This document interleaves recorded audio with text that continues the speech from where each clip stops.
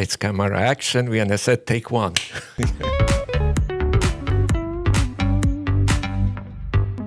Today we have another session, Expect the Unexpected, navigating through commercial real estate actually in New York. And today I have a special guest, Katherine, and last name Janicki, that's the way you pronounce it. And she's from the Quick Filing Expediting Services. Am I correct? Yes, that is correct. Hello, everyone. She's a good friend of mine, and she's a very knowledgeable person. Reference to we are in a real estate world, and a lot of things when it comes out to, when we especially sell the properties or either when we are representing the seller, many people doesn't know what really is going on in their own buildings. Many times the seller prefer not to talk about it. And later on, when we in the process, we're finding out a lot of different issues. Even when you run the DOB basic search, there is always a lot of issue comes up later on. Sometimes those buildings, they won't close unless the stuff is resolved. And Katherine, how long have you been in the business for a while, right? Yes, you could say for a while. I started in 2007, so I guess it's going on 19 years now. 19 years. And why did you get to the business? It was very unexpected, believe it or not. I never thought about of this type of a business. I actually was working for a contractor as his office assistant. And there was one woman coming by and doing some 2-3 paperwork given to my boss at the time to sign. She disappeared for half a day and came back. And my boss at the time was paying her for that such a permit, which I obviously had no clue about at that point. For that permit, he paid my full salary that I was making with him the whole week. So that's what really got me into, first of all, looking into it, what it is that she does, who is she, what does this woman do that she within half a day makes the same amount of money that I made through a whole week, 40 hours job. So I was very curious, and at that time had a very understanding boss, and I proposed to him that why don't you have me try it, still pay me a little bit extra for it, and let me do it. Maybe I could do it for you. And again, he was, like I said, very understanding. And of course, it was a good business for him to do so. He wouldn't be needed of additional services. And believe it or not, first time when I went to the building department, I was clueless. I had no idea. It was like a zoo.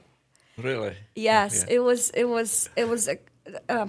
It's bizarre to say like a zoo, but believe me, you had to go down really early, 5 o'clock in the morning, stand in front of the building department to when they open at 8 o'clock to even get a ticket, to be even seen the day of.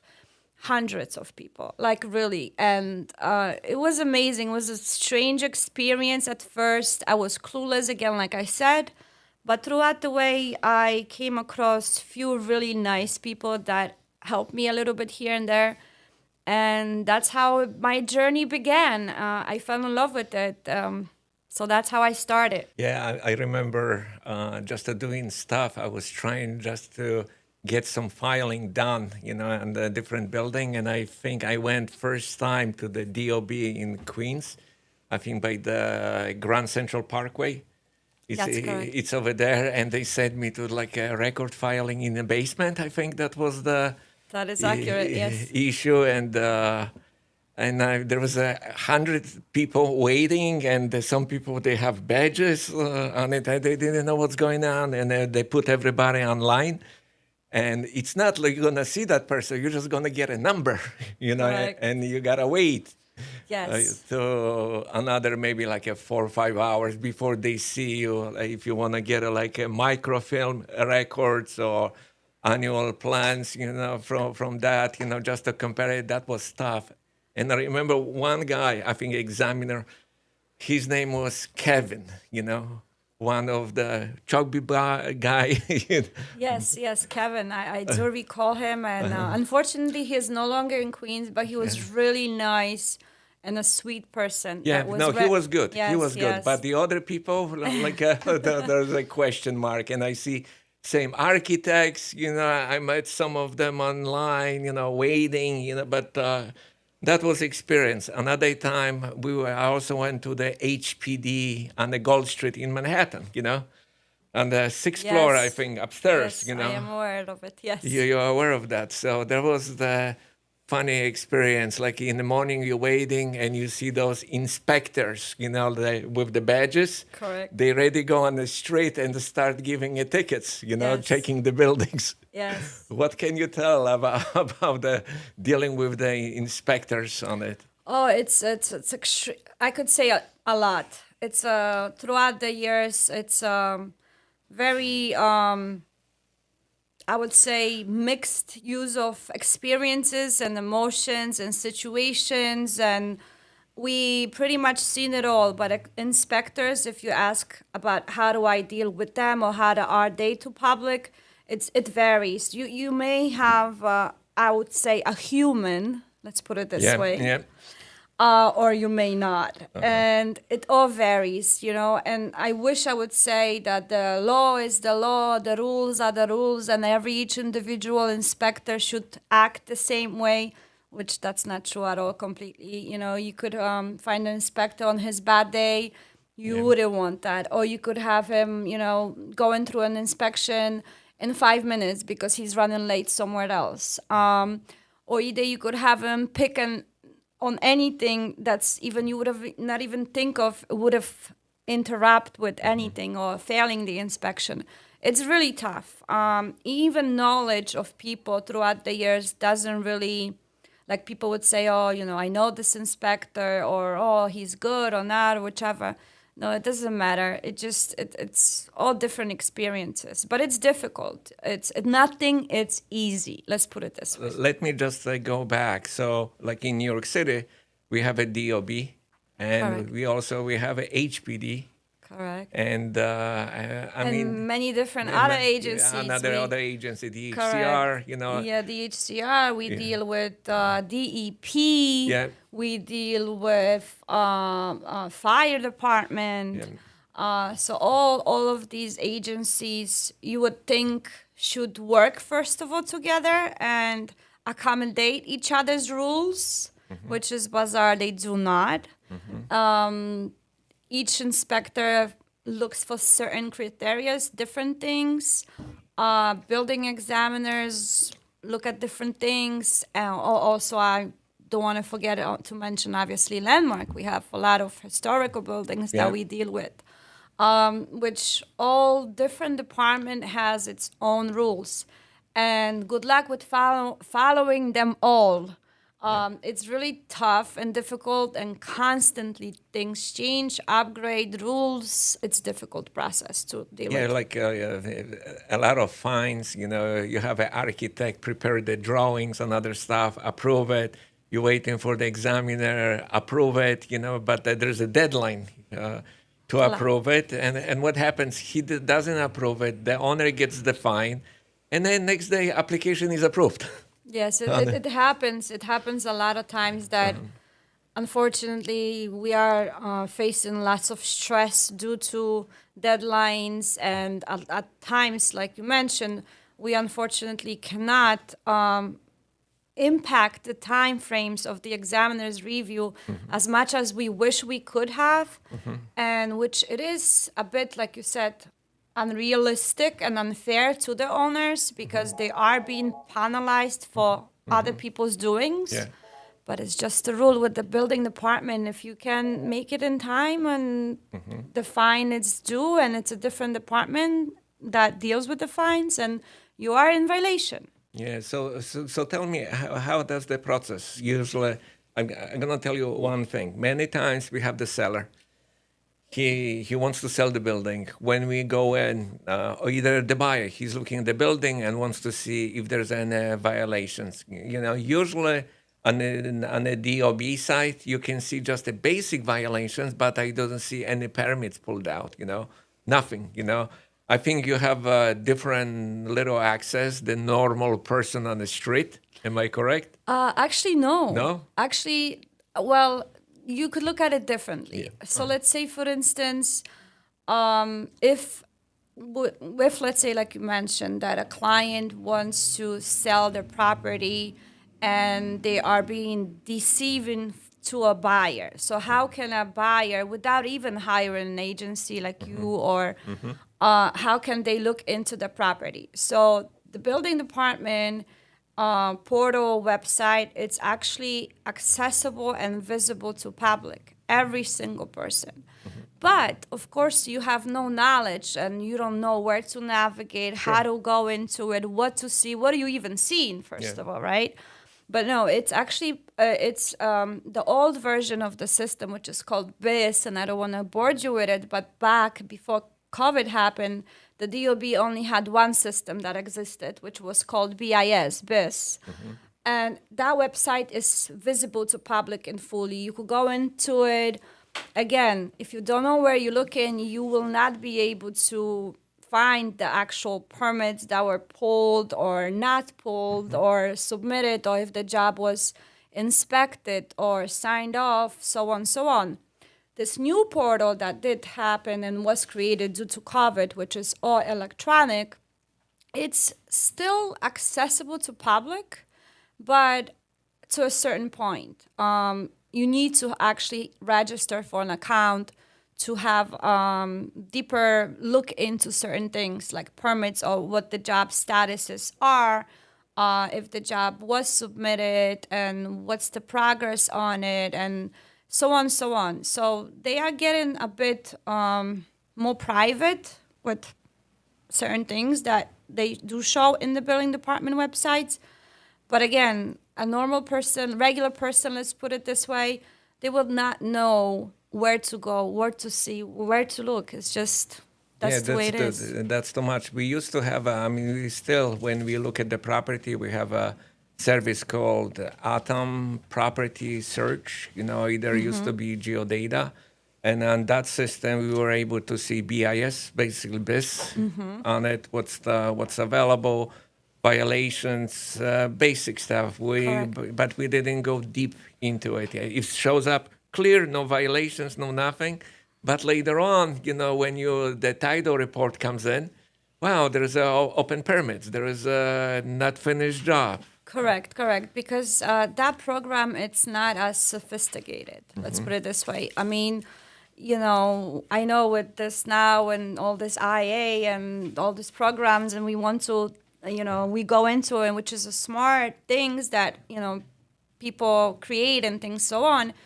But for instance, in certain cases, you do still need a human version to look into it, experienced person, first of all, to know what they're looking for and what's what. The programs, they do just show you basic stuff, pretty much what was submitted, but not really what was signed off or not, and was the permit completed, and so on, so on. Technically, building website is available to public. Yes, you could see what's what. Yeah, so where do you play?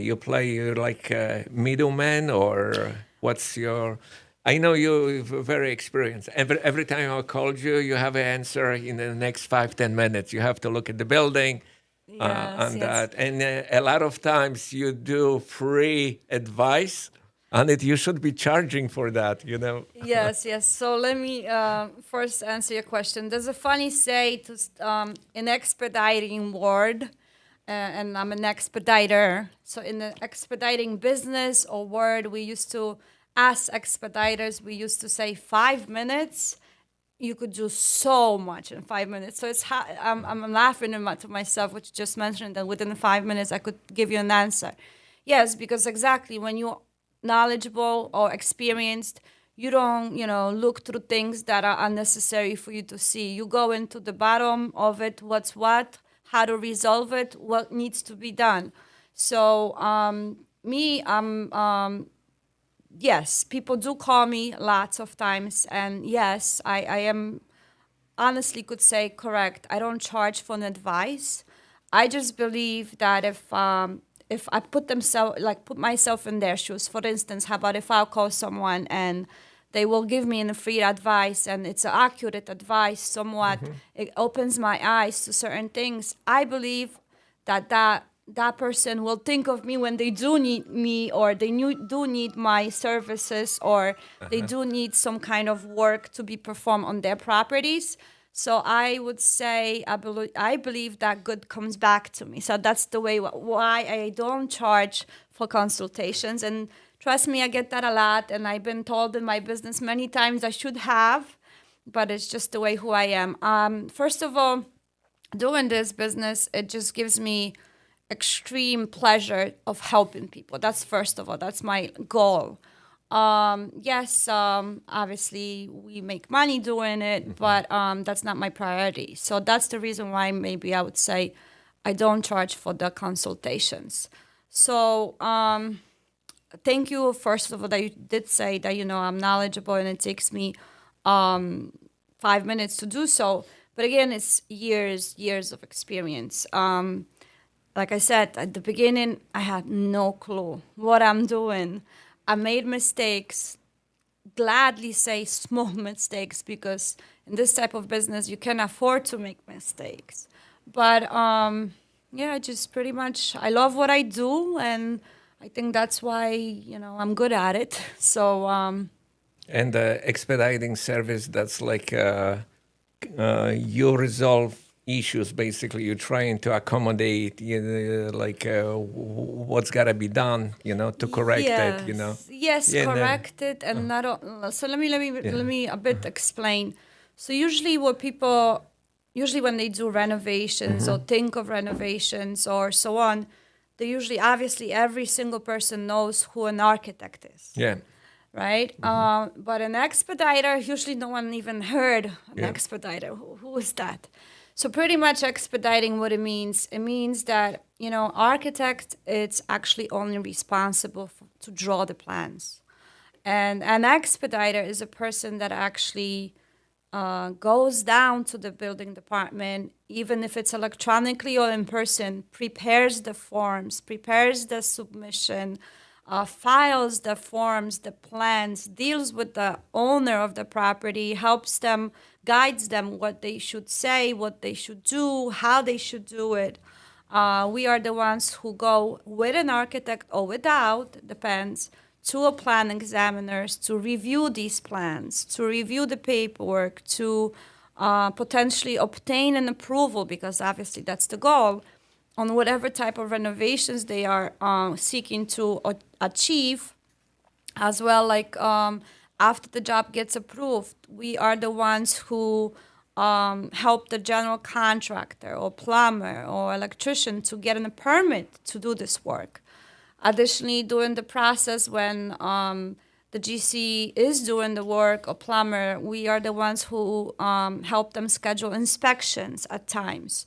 And also, we are the ones who close the jobs, makes the paperwork to do the closings, and so on, so on. So it's a pretty much lengthy process, but that's what we do. But again, at times we get clients that they don't come with a renovation in mind. They do come because, like you said, if you have a buyer or seller that a violation comes out, so we are the ones who actually have to look into what kind of violation it is. We have to think it through, how to help the client to resolve it. What's the best course of action? Who do we need to involve to resolve the violation? If it's an architect, or if it's simply a contractor that could correct any type of small correction, let's say, or a plumber, electrician, an engineer. It all depends what kind of building it is. It's even whatever they have done illegally, is it even legal?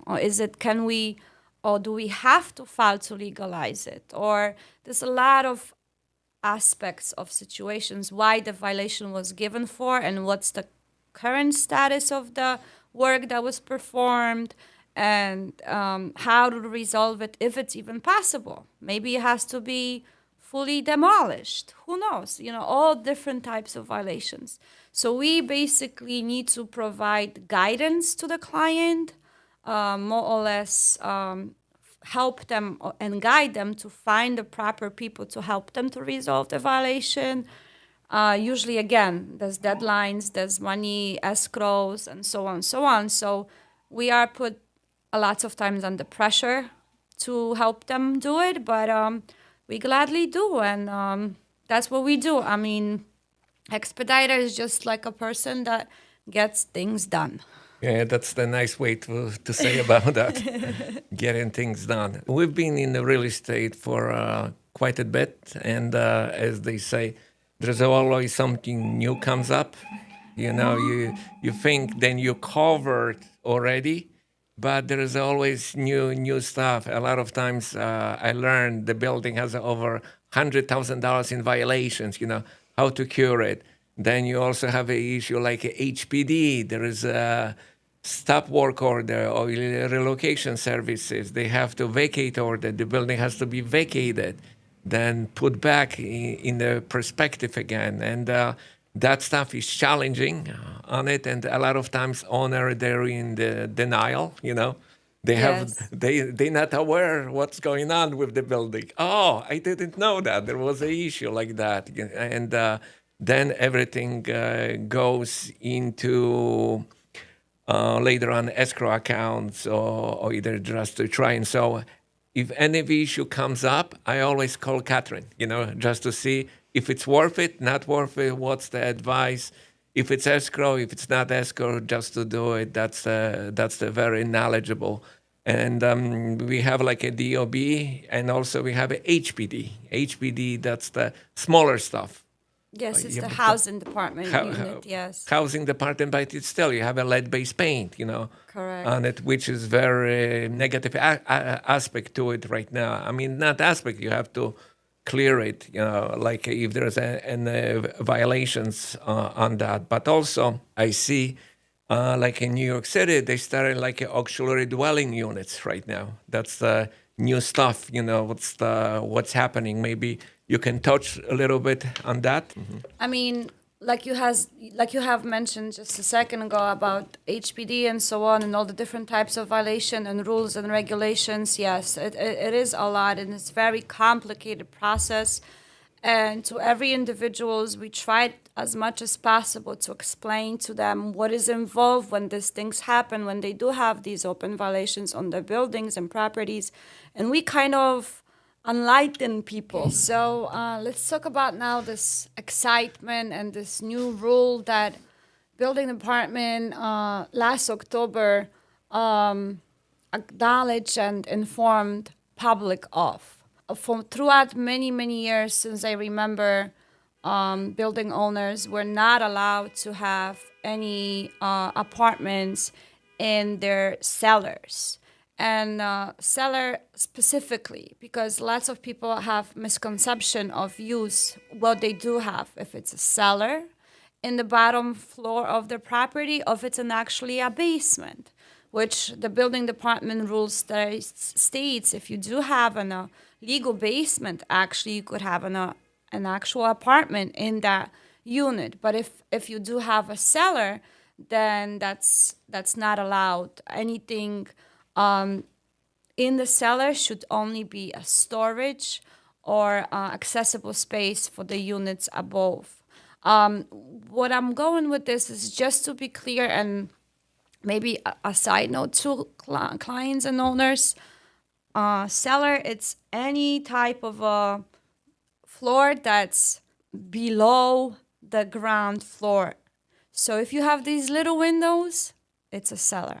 If you have big, large windows, it's a basement. So just to be clear, because this is the most common violations that we come across, people occupying illegally cellars, and the biggest violations. So small windows, that's a cellar. Does it have to be a certain height from the ground level or street level, or it really doesn't matter? Doesn't matter. So anything beyond 50% beyond the ground level, let's say, for instance, if you go in and your full height or half of height, it's beyond 50% beyond the ground level, that means it's a cellar. But if you're standing in there and it's 50% above. So it's a Ground. basement, Basement. ground, yes. Okay. So usually the easiest way what we try to say is like if you do have, you go down and you have these small little windows and you do see they just right above, almost on top of the floor, that's obviously a cellar. So that's usually what we try to say to people. So now what I said, something very exciting that building department going back in October announced with, of course, set certain criterias and certain expectations and within the rules. Actually, lots of buildings and homeowners are going to be allowed to legalize these cellar apartments. Cellar apartment, not Correct. basement, right? Correct, because basement you are always allowed. If you have a C of O, certificate of occupancy, and your certificate of occupancy states a basement, then a basement, it's a legal floor to have an apartment in. If it's a cellar, until last year, it was not, it was illegal. Not only illegal, it was hazardous conditions and many throughout the years violations we dealt with because of that. And as you know, a lot of people do that. Let's Yeah. be honest, for whichever reasons, right? So with that said, additionally, not only you going to be able with certain criteria, rules, you must have separate egress to the cellar. You must have separate entry. Certain things will be needed to create that additional dwelling unit, that's what it's called, but it will be possible, first of all. With that said, the building department not only concentrated on the cellar apartments, additionally, they said if you have an attic space, which previously attic, again, it was an attic. You couldn't technically call an attic, you couldn't have an apartment in an attic, which now they're saying, yes, that will be possible. Again, with certain rules and criteria, it will be possible. And even if you have, let's say, for instance, a garage in your yard that you want to maybe potentially create into a studio apartment as a rental, it as well, with certain rules and criteria, will be possible. You still have to do the plumbing and other stuff. Correct. Yeah. You have to, first of all, building department, the main thing is it must have proper egress. So just in case of a fire, that that family will be able to exit or enter or so on. Same thing with the attics. It must have either fire escape or proper entry. It depends. Like I said, there's a lot of rules to it. But first of all, throughout this whole time, you could have never heard of it because cellar, attics, garages, they called uninhabitable spaces. And now they're going to become habitable spaces. Is it in all 5 boroughs, or In they all. They do testing in some areas, or pilot programs right now? Well, the program launched in October of last year. Supposedly, they mentioned it will be certain criteria, certain locations, parts of Brooklyn, Queens mainly. They were thinking of expanding to all 5 boroughs. But again, this is something that just launched. And the program was open and it actually closed already in last year in December. So it was really short amount of time to apply. Yeah. And there's certain other criteria that they don't mention, obviously, because they just, want to look good and so on. We're going to give people chances to do so. But there's certain rules as who could apply for that program. You have to go through a review of, let's say, an architect has to go through a certain review of their drawings to see even if they would qualify, if their designs is even acceptable. But the cool part about it is, if it is, then no one can steal your design later through the time. And another client could just simply say, oh, I want to use that architect, and the building department already knows that they approved his design. So then the process supposedly should be easier. That's the main goal. But Yeah, it's very exciting. I mean, not many people knew about it, first of all, because that's another thing with the building department.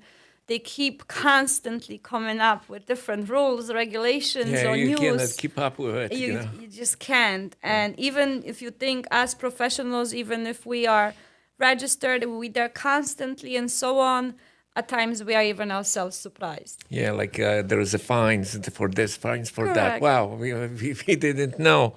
It's Correct. already New York City is giving those fines, you know. But it's a very interesting moment right now, and I think also I heard in the building department they have nights. Then you can see expediter, not expediter. That's examiner. Homeowners night. Yeah, the They call the homeowners night. homeowners night. These nights are held each first and third Tuesday of a month in every single borough. So Queens, Brooklyn, Manhattan, Staten Island.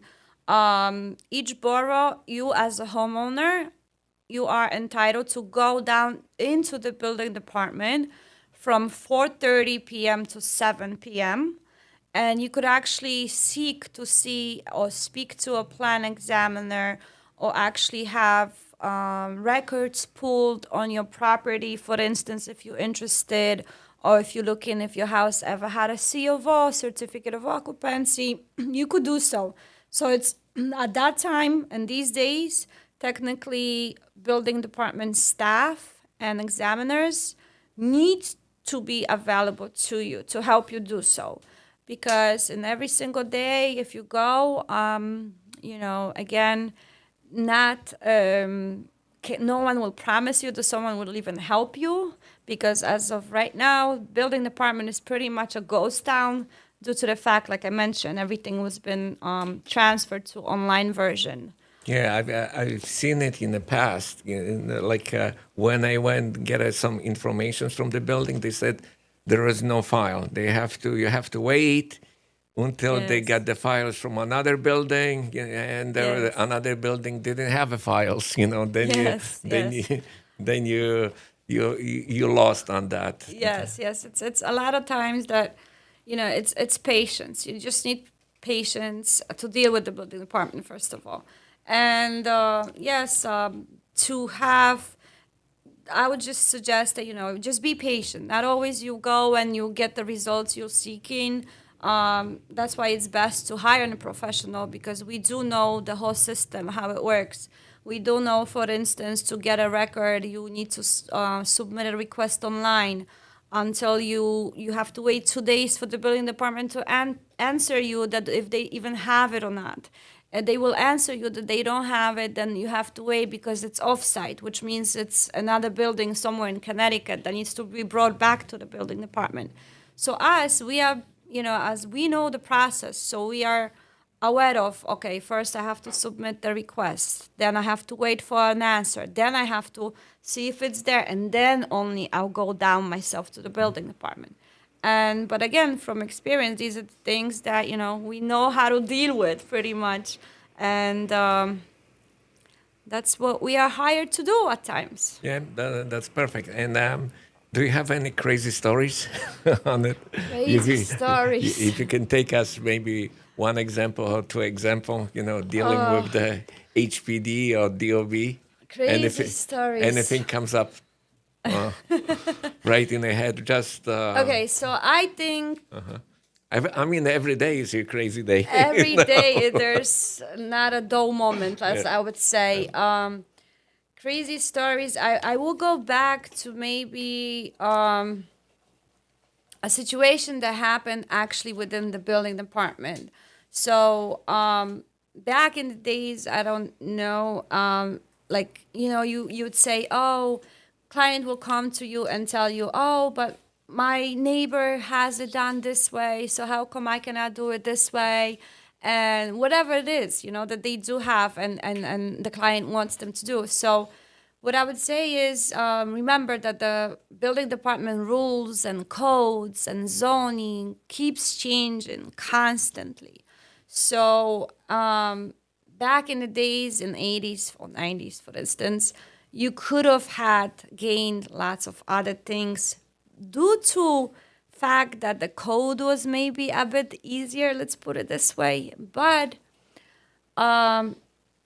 building department staff also was investigated back in the days. I don't know if you guys will remember that. It's been years back. But it was a time that I started working and going to the building department, and they had us do this testimonial that you cannot, let's say you see a clerk from the building department or inspector at the site or so on, you cannot offer him a gum or a water or anything because, of course, you're going to have some kind of, be in good place with them or something. So there was this bizarre situations that, you working, you doing what you're supposed to do, you're following the code, and then you see other people like getting jobs that you planning to get approved and per code isn't allowed, but then goes another person and somewhat it's approved. So we go it was bizarre and lots of things were happening that way. And that's when they came out with this testimonial that you cannot talk certainly to people, you cannot give gum, or you cannot compliment, you cannot do this or that because they were thinking that you had some kind of advantages. And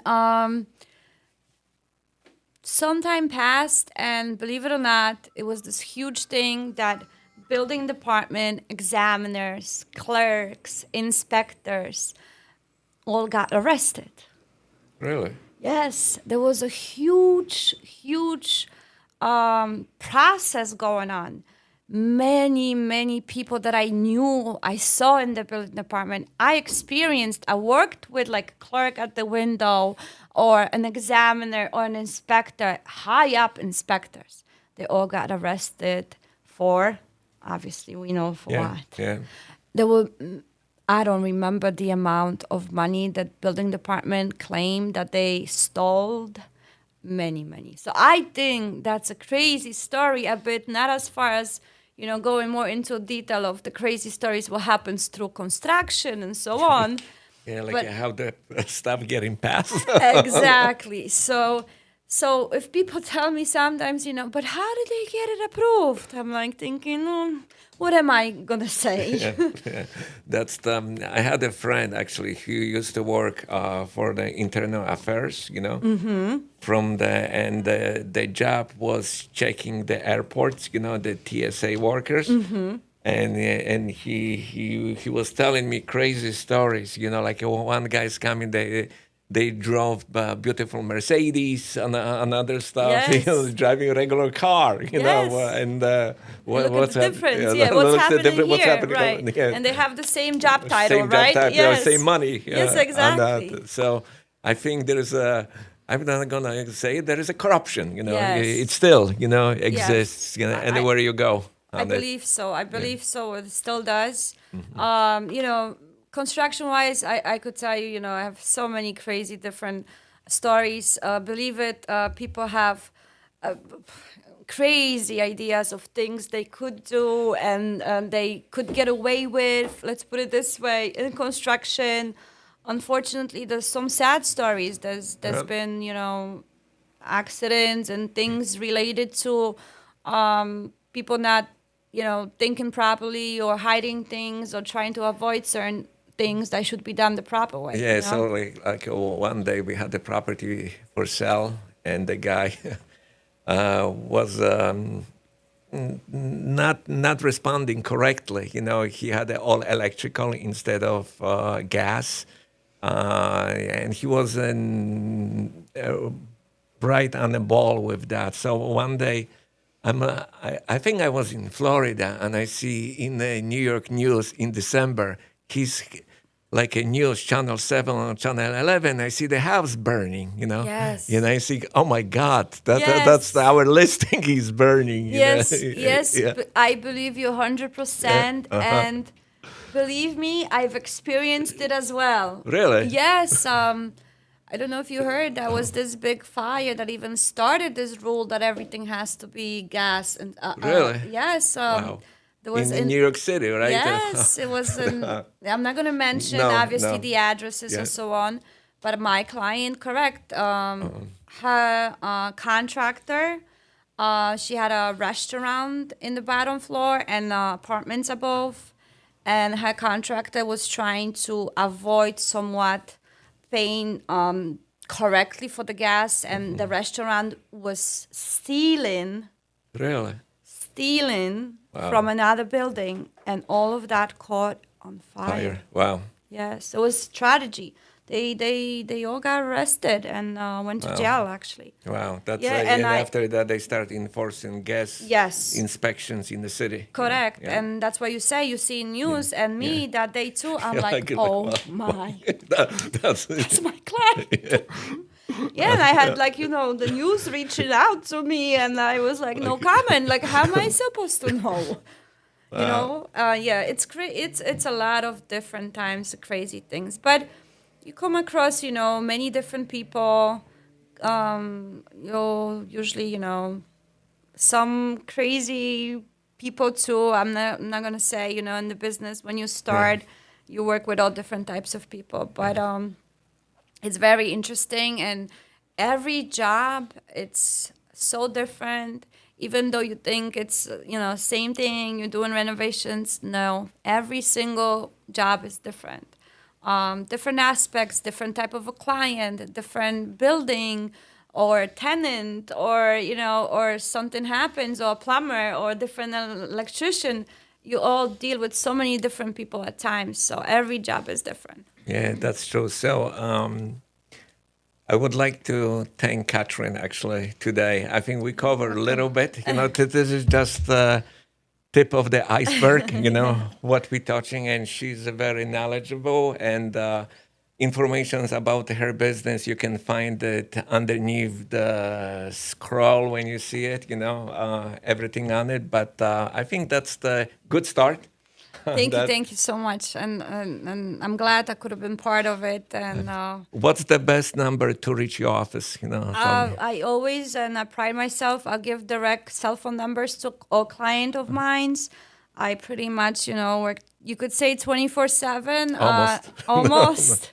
So yeah, it's my cell phone, which is 646-441-8693. Yeah, so thank you very much You're welcome. for Thank attending you. Expect the Unexpected, and I see you on the next site.